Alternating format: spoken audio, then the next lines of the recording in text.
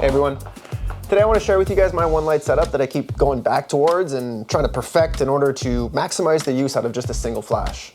A lot of the times people think in advertising you need 2, 3, 4, maybe even 5 lights in order to create your shot, but that also means you need like 2, 3, 4, 5 assistants in order to carry all your C-stands. So in this video I kind of want to share why I use one light and what kind of setups I use in order to maximize that single light. Let's get into it.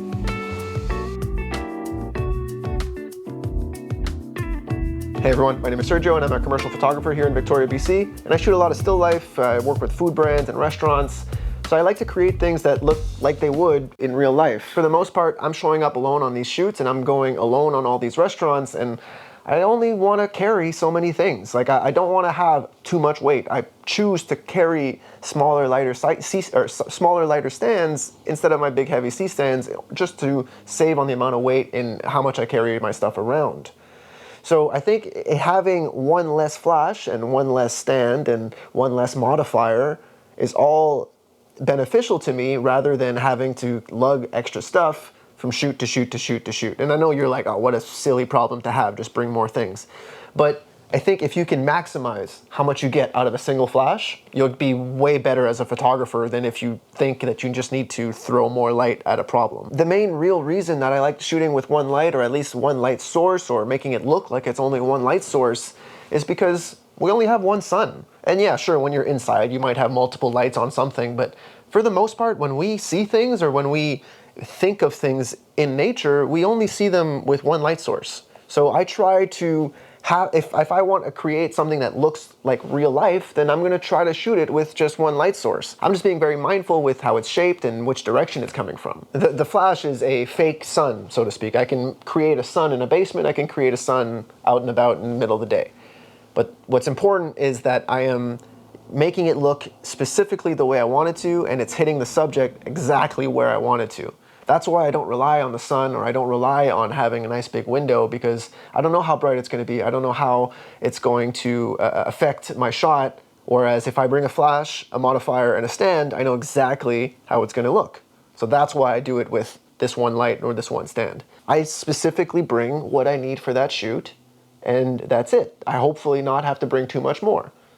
For these little behind the scenes videos that we're kind of looking at, I have my Manfrotto setup and a whole separate camera and a whole separate lens. And even that was like, oh man, do I really want to bring all this? Do I want to bring all this extra weight with me just to shoot some B-roll? But in doing this, I also kind of look back and I could kind of learn from how I've set things up, and I can see exactly how far that light was in order to create this shot, even though I can maybe think of it, or I can look at an image that I've shot from a year ago and I can probably piece it together and be like, oh yeah, the light was there and it was modified this way. But now with these kinds of B-roll videos, even with this extra gear that I'm lugging around, at least I can show it to you guys and look back at it on myself. All right, let's grab these guys here. Mainly for these kinds of shots, I like having my 8-inch reflector, or maybe the smaller reflector with a grid, and one of these, which is just a flag.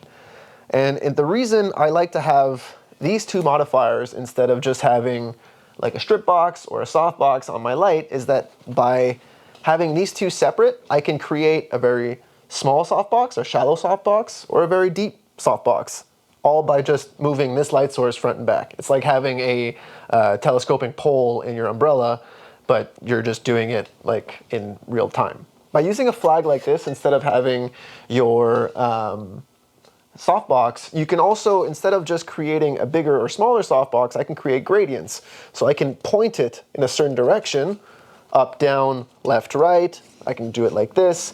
So I can create this, I can put my light source anywhere on this flag and create a gradient in whichever direction that I need, which is great if I'm shooting glassware or if I'm shooting cutlery or things like that that require this slightly more fine-tuned approach to making it look good. If you've ever shot silverware with a flash, you'll realize that it comes out looking black. If you shoot a mirror, it usually looks black.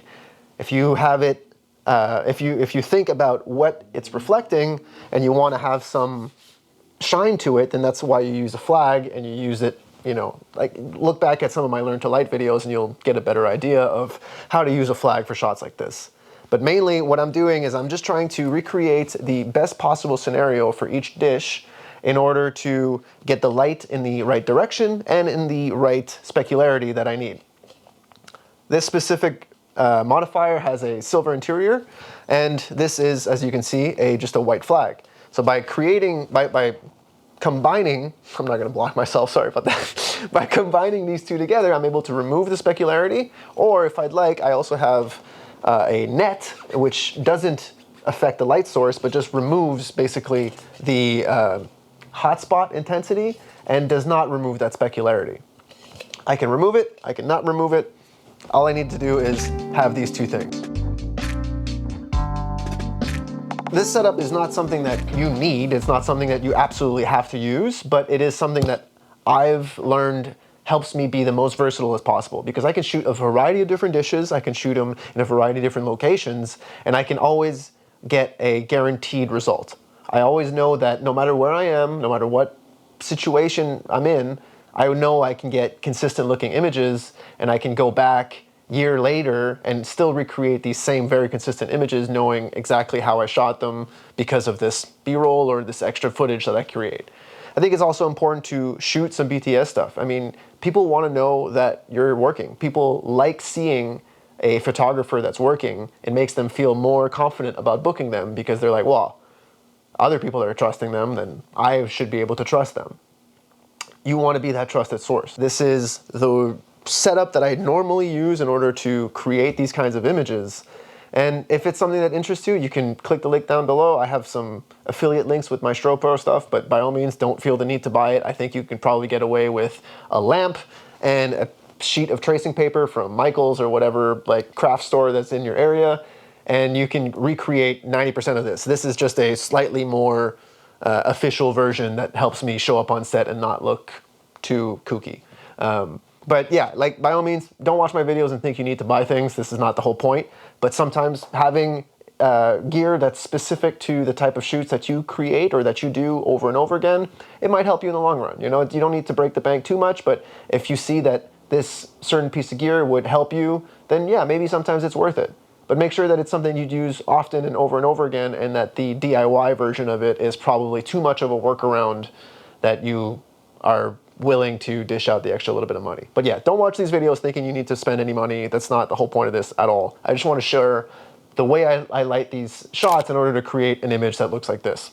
You guys can go do the exact same shot. I really don't care. I don't think there's any kind of famine mentality in these shoots. I think I have a video coming out, or already came out, about some famine mentality stuff, so watch it, or I'll link it when it is out. Yeah, I don't believe in famine mentality. I don't think that you guys should either. We should all just share and talk about our secrets and talk about everything that makes photography great, and that just opens up more dialogue on the space, and it creates less animosity amongst photographers, and more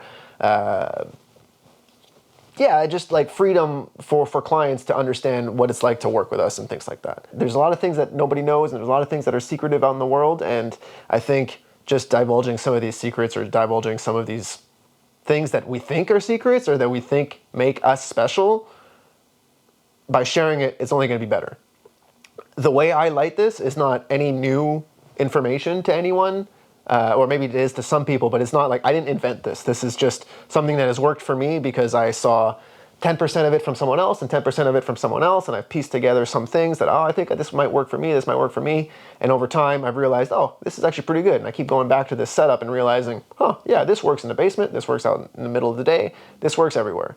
So for me, it works. For you, it might. Let me know if it does. I'll see you on Monday. Thanks for watching. Later, guys.